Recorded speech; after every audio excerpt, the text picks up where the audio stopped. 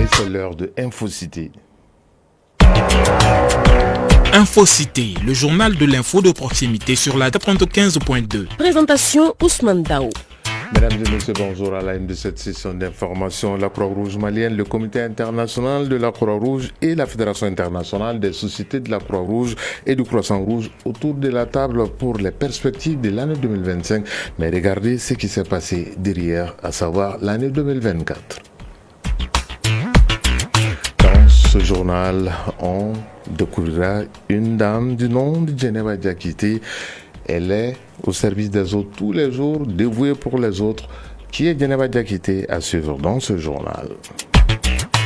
La page internationale de cette session d'information sera développée par Ibrahima Souri Traoré qui nous amènera au Sénégal avec cette loi entre le Maroc et le pays de la Teranga par rapport aux échanges de prisonniers qui est étudié par l'Assemblée nationale. On parlera également de la santé du pape François. Son pronostic vital n'est plus réservé. Voilà pour nous sera dans un instant les détails. Mardi 11 mars 2025, mesdames et messieurs, bonjour. Merci d'avoir choisi la chaîne 2 pour vous informer. Je le disais en titre, une conférence a été organisée par la Croix-Rouge malienne, le Comité international de la Croix-Rouge et la Fédération internationale des sociétés de la Croix-Rouge et du Croissant-Rouge. Objectif, faire le point des activités de l'année 2024, mais également se projeter sur les perspectives de l'année 2025. Voyons tout ça avec Cheikh Fanta Madindiaye. Une rencontre avec les journalistes dans une atmosphère décontractée mais sans complaisance. C'est l'exercice auquel se sont pliés le CICR, Comité international de la Croix-Rouge, la CRM, Croix-Rouge malienne, et la FICR, Fédération internationale des sociétés de la Croix-Rouge et du Croissant-Rouge. Entre deux jeux, les sujets délicats se sont retrouvés au cœur des échanges, comme l'arrivée encore retardée du délégué général du CICR en attente d'une accréditation, Kani Elisabeth Sogouba, coordinatrice communication au CICR. Dès que les autorités maliennes nous notifient maintenant, oui, c'est accepté, nous allons y venir. Nous sommes dans un état et nous sommes aussi soucieux du respect des lois et des règlements de cet état. Le plan d'appel d'urgence de 5 milliards de francs CFA lancé en décembre 2024 par le Comité international en vue de fournir une assistance à plus de 200 000 personnes dans plusieurs régions du Mali s'est aussi invité dans les discussions avec les journalistes. Nou Maïga, secrétaire général de la CRM. Il y a une augmentation effectivement des besoins des populations. Cette organisation tripartite de ce café de presse n'a pour d'autre intérêt que d'afficher l'union entre les trois organisations appartenant toutes au mouvement international de la Croix-Rouge. Emmanuel Lipolis, chef des programmes de la prévention au CICR. On a des mandats qui sont un peu différents et tous les cafés de presse ne sont pas faits comme ça. Dans tous les cafés de presse, on ne met pas spécialement en avant cette image du mouvement, mais cette fois-ci, on a un peu voulu faire ça et le faire symboliquement aussi au sein du bureau de la Croix-Rouge du Mali pour vous montrer, pour vous faire comprendre un peu comment est-ce que l'action du CICR s'inscrit dans le cadre plus général. Au Mali, depuis 1965, à travers la CRM Croix-Rouge malienne, le CICR mène des actions humanitaires en vue de protéger la vie et la dignité des victimes de conflits et d'autres situations de violence. Restons sur le registre de l'humanitaire pour parler de la Fondation Ali Farka Touré qui continue de faire œuvre utile à marge du festival dédié à l'artiste 2 fois Grammy Award. Ses enfants et ses admirateurs ont initié ce qu'ils ont appelé le festival Ali Farka Touré. Eh bien, ce festival, à travers justement ces festivaliers, vole au secours du centre de santé communautaire Asako, là avec beaucoup de kits, notamment constitués de poubelles de draps et un peu de somme d'argent. Voyons tout ça avec Fatoumata Togola. Remise des kits solaires, des draps, des poubelles et une somme symbolique au CESCOM Asakola 2, une initiative des organisateurs du festival Ali Farka Touré, édition 2025. Placée sous le thème Racine, Solidarité et Vivre Ensemble, cette nouvelle édition rime harmonieusement avec l'esprit du Ramadan. Vieux Farka Touré, président du festival Ali Farka Touré. Une édition qui se fait au cours du Ramadan, c'est très spécial. Et qui dit Ramadan dit le partage, qui dit Ramadan dit le don. Donc c'est pour ça. Cette action perpétue surtout l'image du géant de la musique africaine Ali Farka Touré, qui durant toute sa vie a œuvré pour l'entraide, la solidarité et le vivre ensemble. J'ai vu mon père passer par beaucoup de choses. Chaque fois, il faisait des trucs pour les hôpitaux, pour les personnes démunies. Donc c'est là, je dis, si la fondation doit exister, la fondation doit suivre les pas de Frère Ali Farka. C'est pas moi, mais c'est que l'homme a fait avant. Ce geste est apprécié à sa juste valeur par les responsables du CESCOM Assakola 2. À sa tête, la directrice technique Maïmouna Kanté. On n'est que dans la joie. Donc c'est don de vieux Farka. On ne peut que se réjouir avec. Alaka ke here, alaka tuashila, alaka blaka minjanna, kake nema ekasi Ali Farka. Dr Oumar Kone, président du CESCOM Assakola 2. Je suis content, comme tout le monde d'ailleurs, comme toute personne qui a des problèmes, qu'on a enlevé des épines de nos pieds. Donc ce geste-là est un témoignage éloquent. Le festival Ali Farka Touré, à travers ce geste de solidarité, exprime l'une des valeurs chères au regretté Ali Farka Touré, la solidarité. Une solidarité qui s'exprime en ce mois de Ramadan.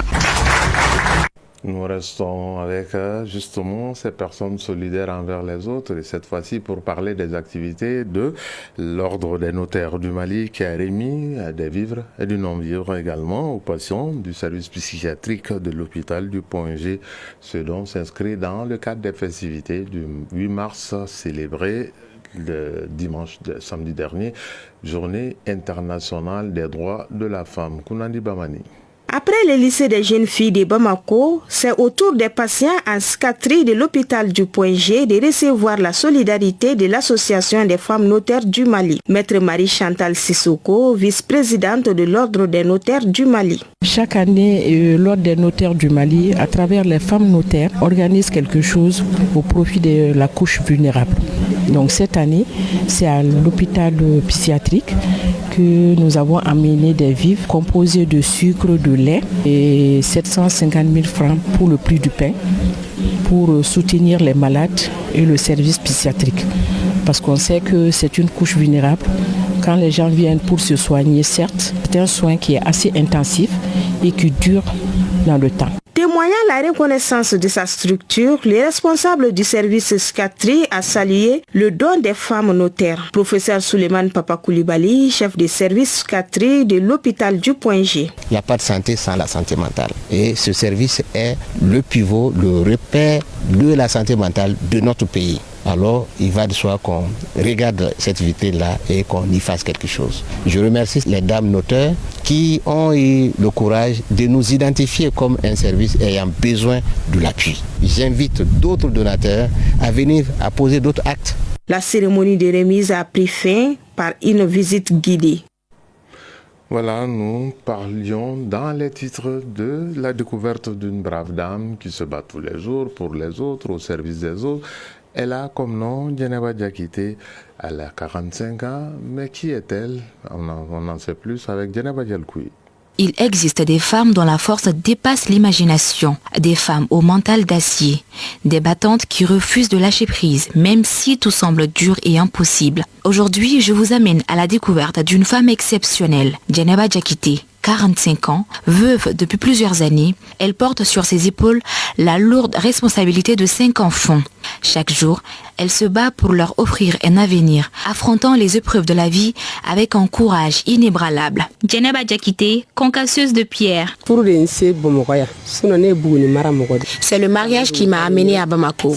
Sinon, je suis originaire de Bougouni. Dieu m'a béni avec 7 enfants, garçons et filles, mais malheureusement 2 sont décédés.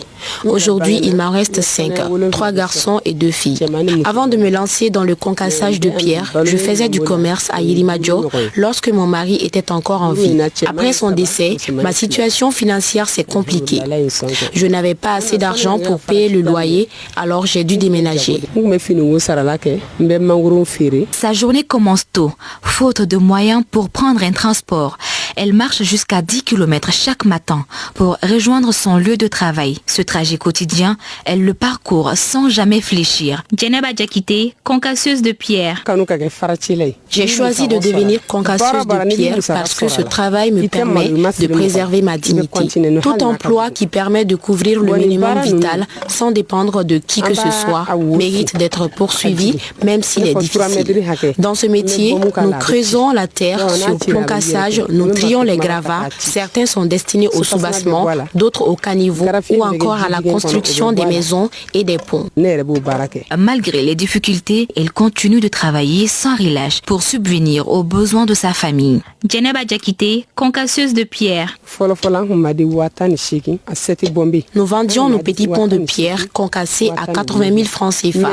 Aujourd'hui, nous sommes contraints de les céder à 50 000 francs CFA car les temps sont durs. Parfois, nous vendons une voiture pleine de pierres concassées à seulement 15 000 francs CFA. Et pourtant, malgré la rudesse de son quotidien, Djeneba garde le sourire. Son entourage l'admire pour sa force. Abdoulaye Koulibaly, concasseur de pierre. Elle venait nous proposer des mangues et d'autres fruits. Un jour, en discutant, elle m'a confié sa situation. Son mari était décédé, la laissant avec des jeunes enfants à la charge. Elle se battait difficilement pour subvenir à leurs besoins. Après un certain temps, je lui ai dit que son commerce ne lui rapportait pas assez. Notre travail est très difficile, mais elle s'y mettait. Elle pourrait le faire et améliorer sa situation. Fatim Sagara, concasseuse de pierre. Entre Djeneba et moi, il y a du respect et de la considération. C'est une collègue de travail appréciée. Ici, nous nous débrouillons toutes pour gagner notre vie. Ce métier est loin d'être facile et nous manquons de moyens. Djeneba est une femme brave qui met du cœur dans ce qu'elle fait. Est-ce que la vie a laissé le choix à Djeneba? Non. Si des personnes souhaitent nous aider, nous ne saurions comment les remercier. Nous avons un besoin urgent de matériel, de travail et d'un espace adapté. Nous n'avons que des marteaux comme outils. Elle ne demande pas grand-chose, juste un peu de soutien, une main tendue, une lueur d'espoir pour alléger son fardeau. Voilà, c'était là Djeneba Djigiba qui nous racontait Djeneba Diakité. Dans un instant, l'actualité internationale. À présent, le tour d'horizon de l'actualité internationale.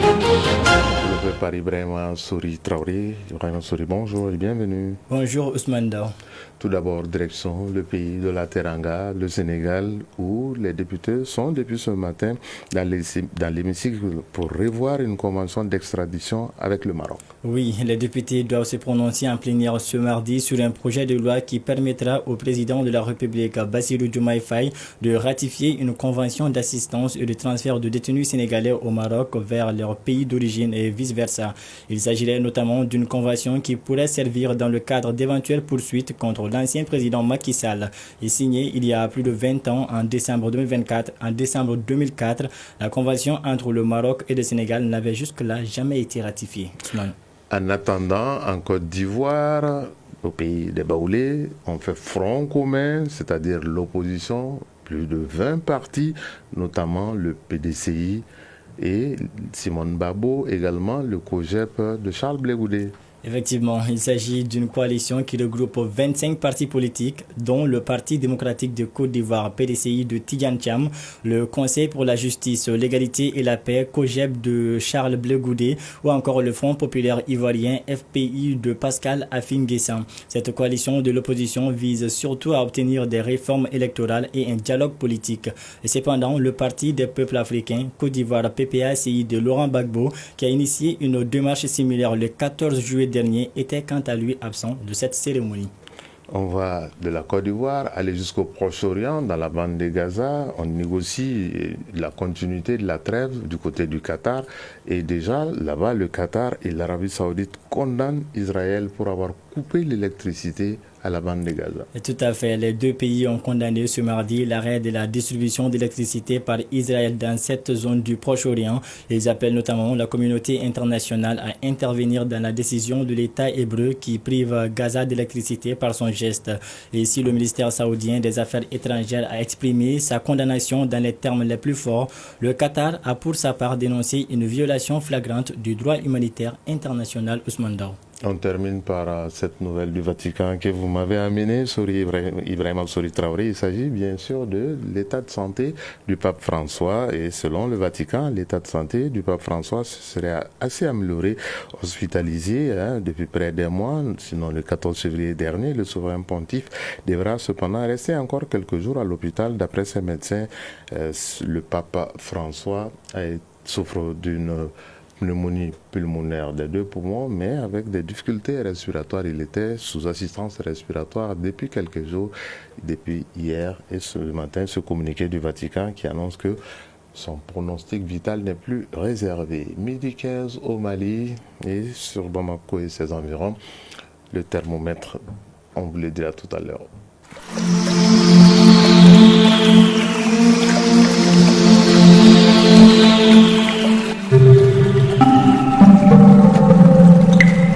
Affiche 27 degrés Celsius sur Bamako et environ. Le soleil se couchera à 18h42. Et c'est la fin de ce journal qui a été présenté par Ousmane Daou, mise en onde Siaka Diara, réalisation Kouroutou Moundiara, a également assisté de Mohamed Konaté et Mohamed Bari, coordination éditoriale Djefa Diara. Merci de votre constante fidélité sur la chaîne 2, mais gardez vos positions d'écoute dans un instant. Toute l'actualité sportive sur la 2 avec Awa Kamisoko, Moussa Diabaté et Bouraïma Diallo. La mise en ligne de cette édition a été assurée par Badi Touré. L'équipe sportive vous informera sur la Champions League, bien entendu, la Coupe aux grandes oreilles, avec ce choc Liverpool-Paris Saint-Germain, mais également du démarrage du procès de Diego Armando Maradona, El Pibe del Oro. Bonne suite de Ramadan à toutes et à tous. Chacun de nous ne peut être une étoile, mais tâchons de briller pour éclairer là où nous sommes. Tout le plaisir a été pour nous de vous servir. Au revoir et à très bientôt.